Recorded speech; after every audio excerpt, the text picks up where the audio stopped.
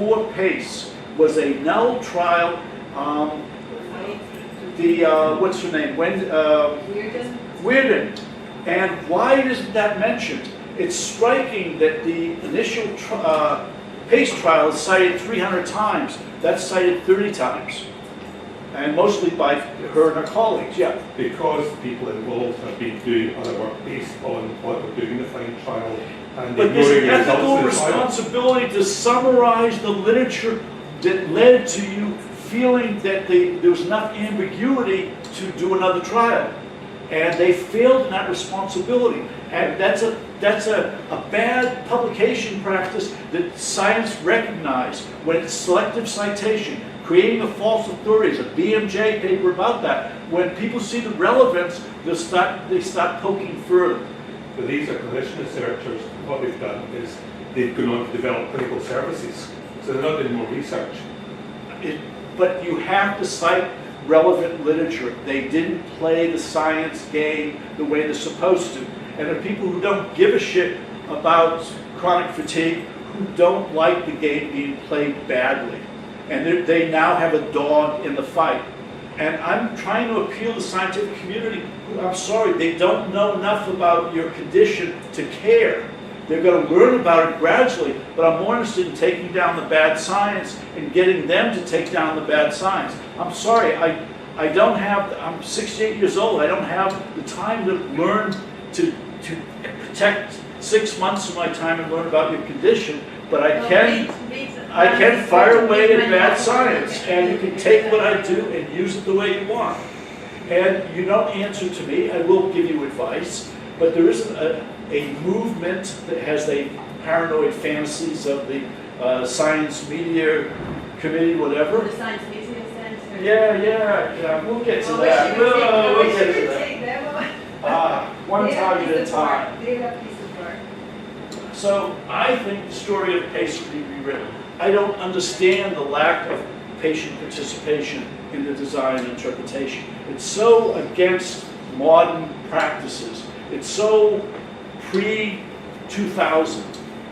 And there are really important guidelines in the UK for having patients involved in clinical trials. They violate those guidelines, and they're going to say, well, we're from Oxford, we can get away with it.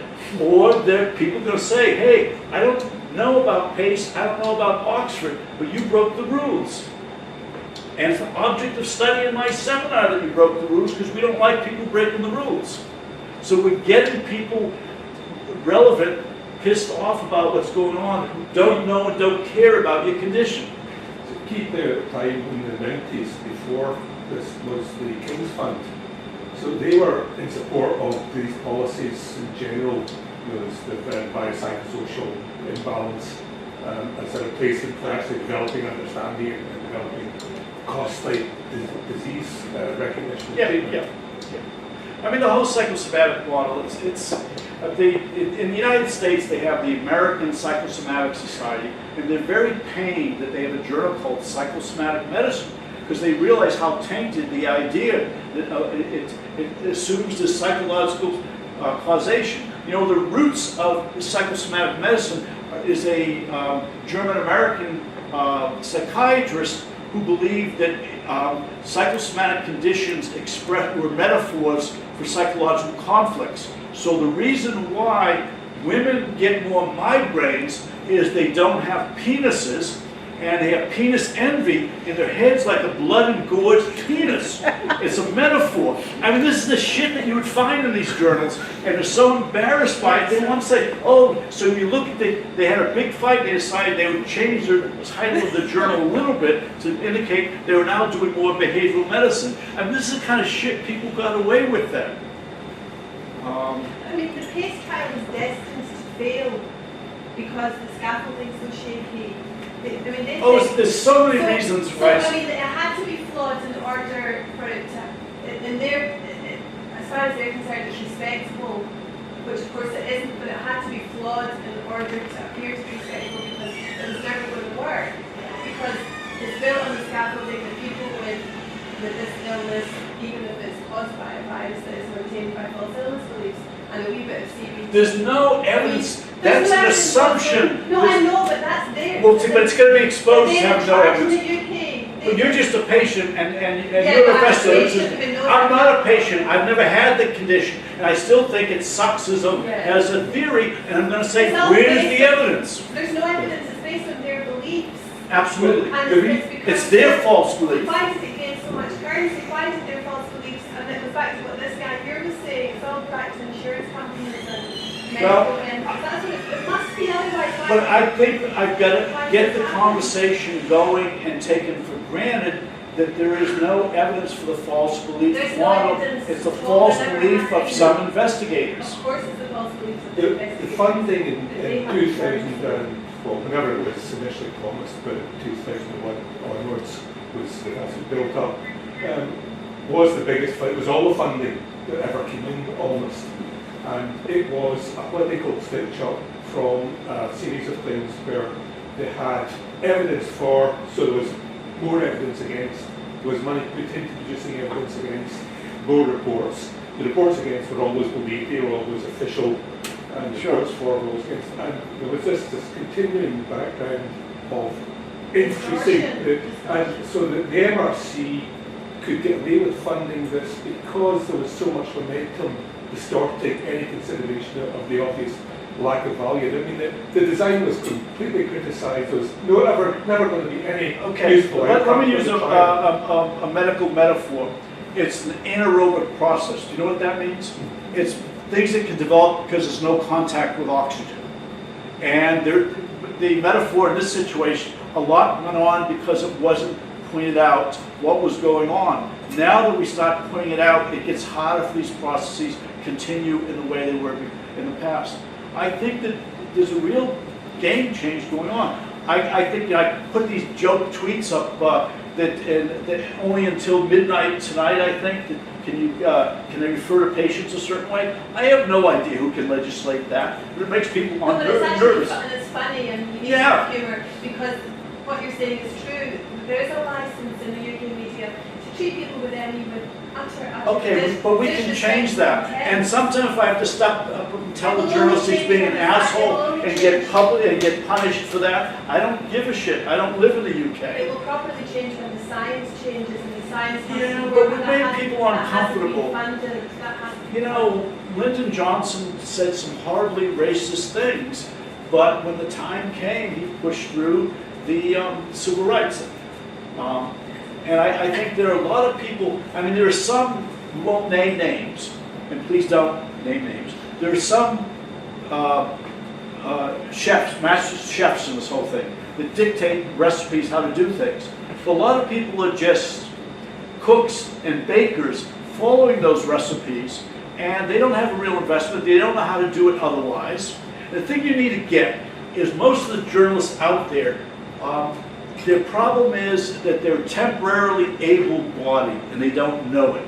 They haven't thought about it. There was a, yeah, so a patient I had educated me on this 35 years ago. It stuck with me. He said, you know, I'm here to work on my anger, and I've got a penile pump that doesn't work, and I got my toe in a box because of all the complications of diabetes, and I've been told I'm angry.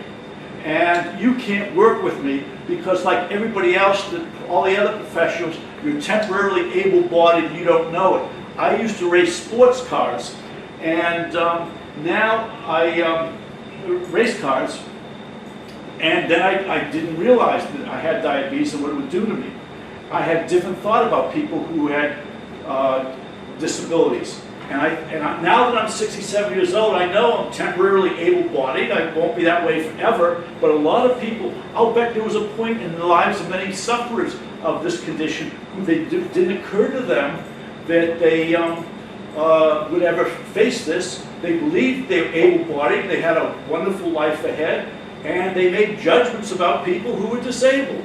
And I think that you need to have empathy for some of these journalists who don't know a lot. They don't even know about their own mortality. They haven't thought it through. And some of them will come around once the spell is broken. The main problem with journalism, as far as I can see, is that it's only the sensational that actually gets advertising. So when you actually have reasoning and it's a balanced argument, then that loses advertising. So they're not going to publish. Yeah, but the journalists, they have to have some claim to journalistic credibility and to ethics. It may be a loose claim, it may be an inconsistent claim. You can't call them out on this consistently without them changing their behavior. When I attacked The Guardian, they started trying to clean up their act. The problem is The Guardian, like a lot of media outlets, is deprofessionalized. They fired their paid staff. They're doing stuff on freelance and blogging right now. Some of it's excellent stuff, and some of it is really irresponsible. And they need to develop a new ethics code for people who are working in those conditions. The freelancers get paid to have sensational stories. They're not working for the patient community, nor are they working for the scientists. And they need to be called up on their ethics. Their job is to filter what the scientists say to them, because the scientists may have an agenda. So,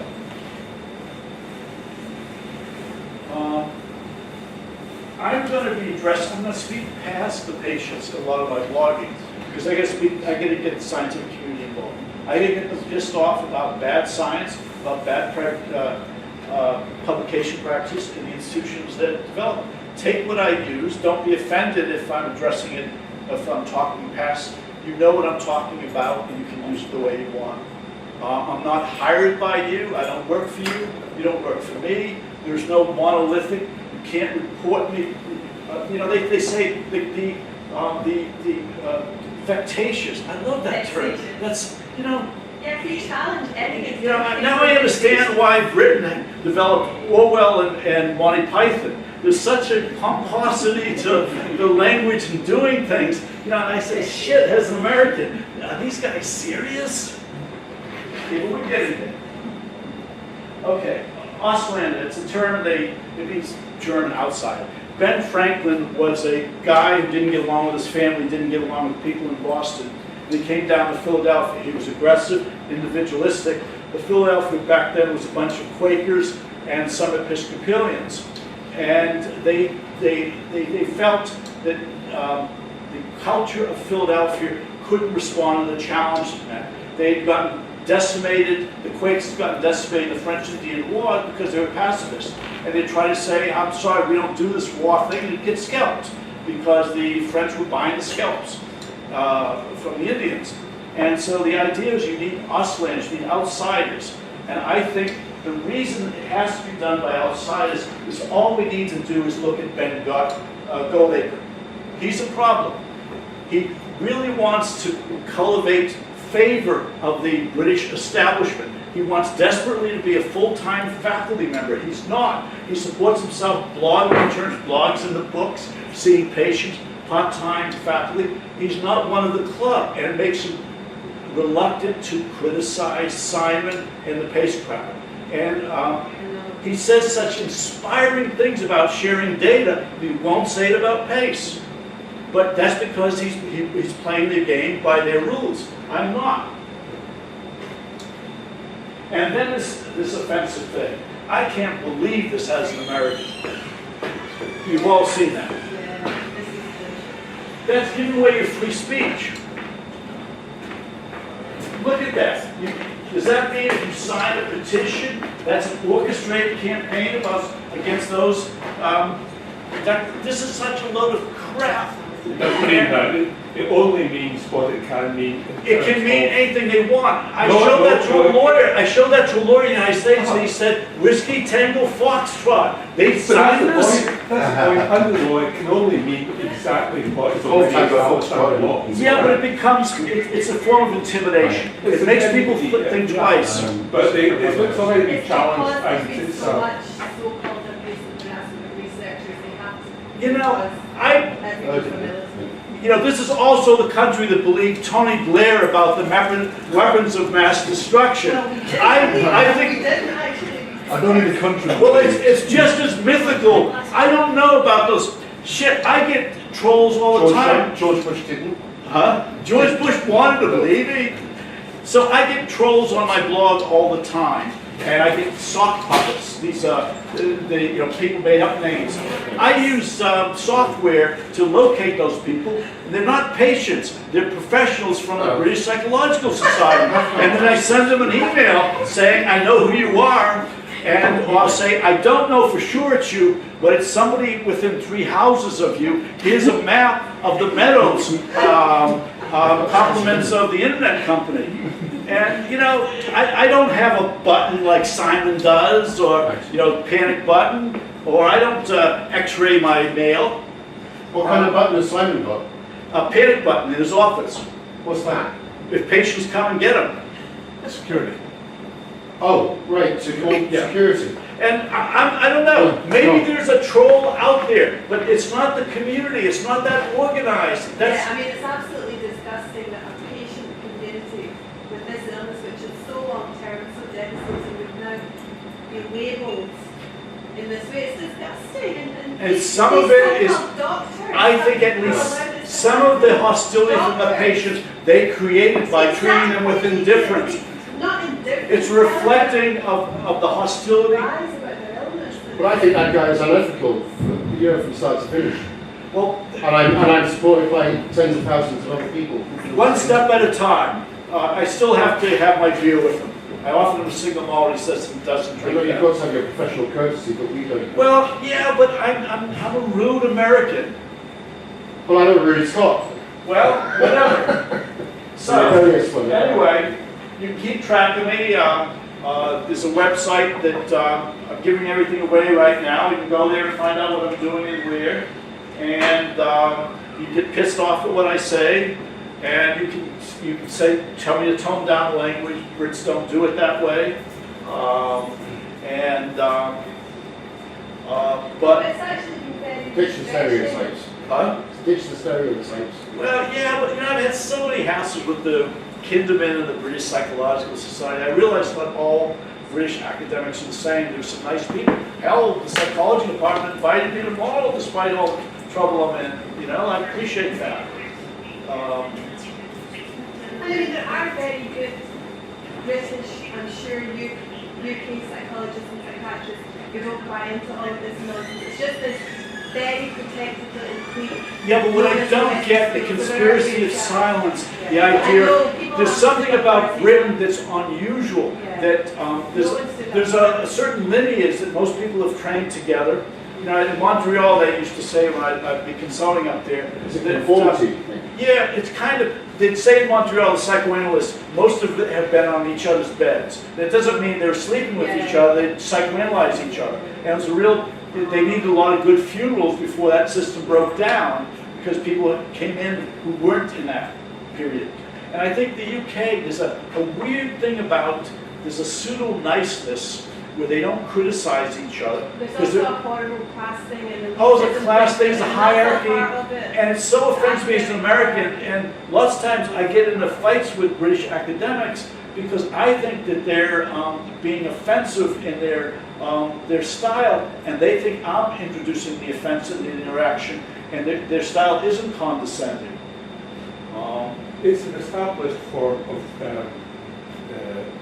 entitlement that goes into all the layers of society and academics, the strata, and all the traditions.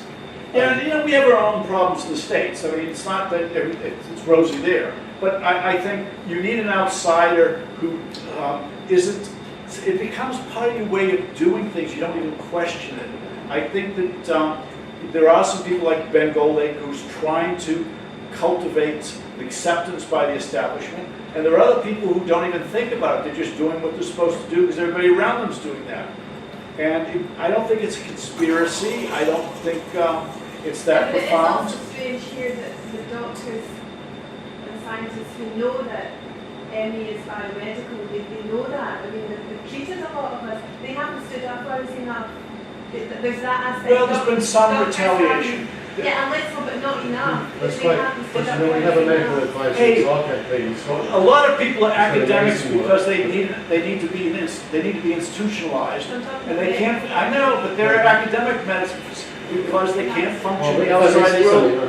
I mean, like our campaign got it was through our medical advisor that the Disabled People in Our Campaign put forward a motion a couple of years ago to the Scottish Local Medical Committees Conference, National Conference in Scotland, to have the statement came out that the work capability assessment should be scrapped with immediate effect to be replaced by a rigorous and safe system that doesn't cause avoidable harm. That became BMA national policy. But you see, since then we've been campaigning with a group of doctors who work with the deprivation interest group of about 100 practices around Scotland. Because what we've discovered is that these ignorant, and non-evidence-based, kind of, opinions, exist within the medical profession as much as they do within the wider community. Yeah, And people who we've But you expected to you know understand the affront that you are to doctors. You come to doctors with your distress and they attempt to treat you. They get invested in it. You become their case. And they get frustrated that they can't do anything for you. Somebody's to blame. And at some point you make a wrong move and you do something that offends them. You're to blame. You're a bad patient. And it's So I think they're as much a product of their class background and Yeah, so on as.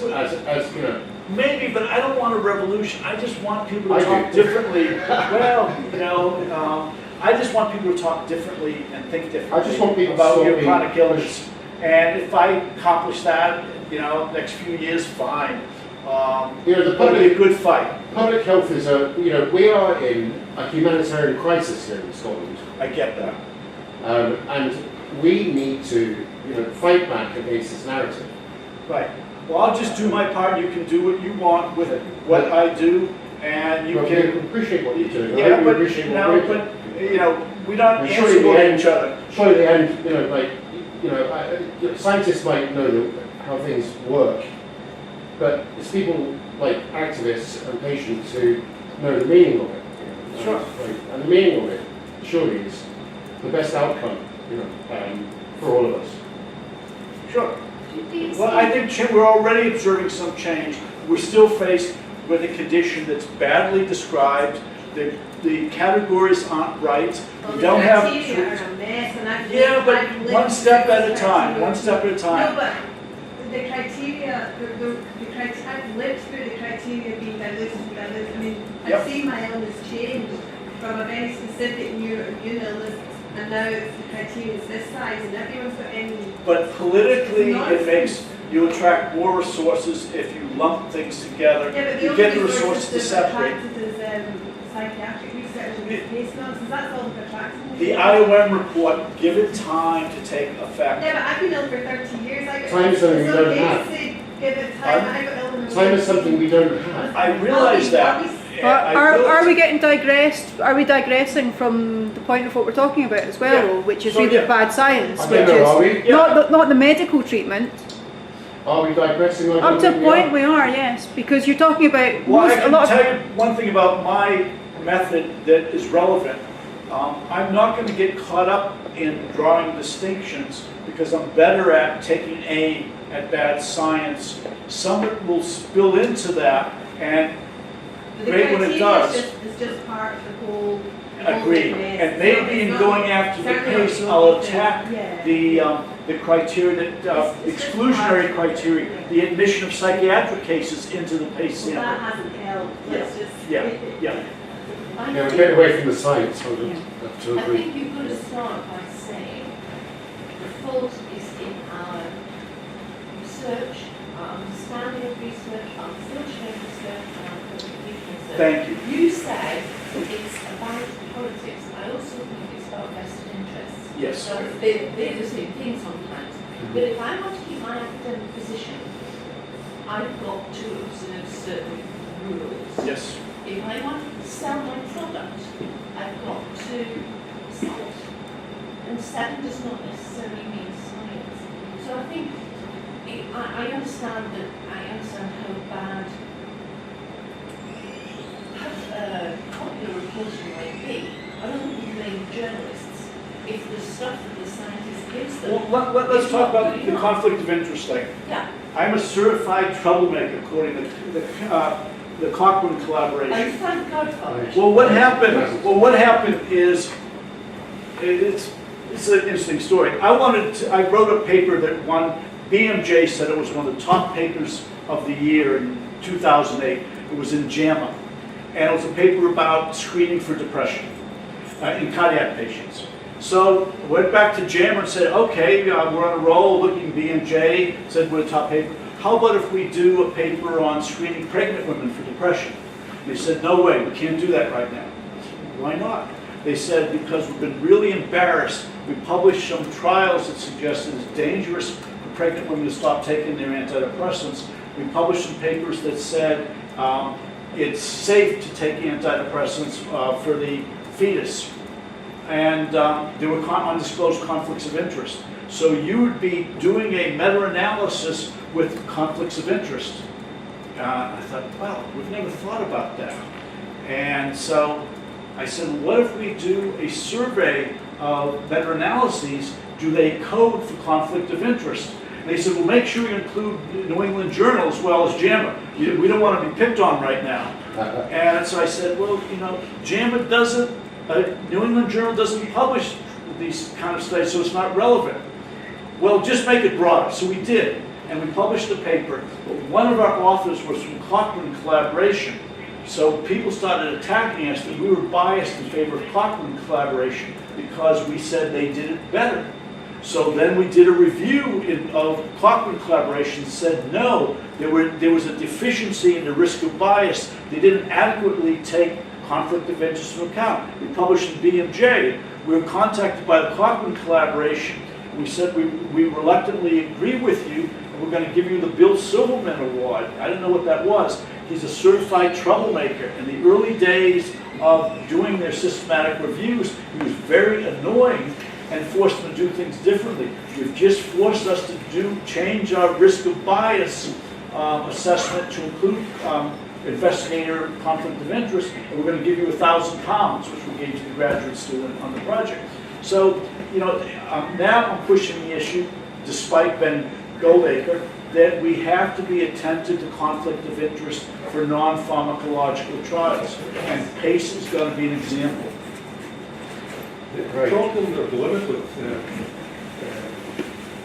analysis is that it's about the format of the trial rather than the quality of the trial that you're assessing on.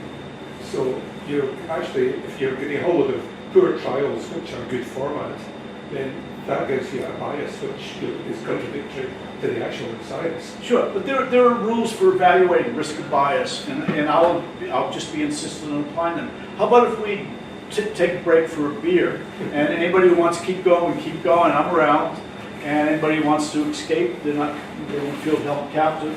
I appreciate holding your attention. Keep tweeting. I don't know what's going on in the community.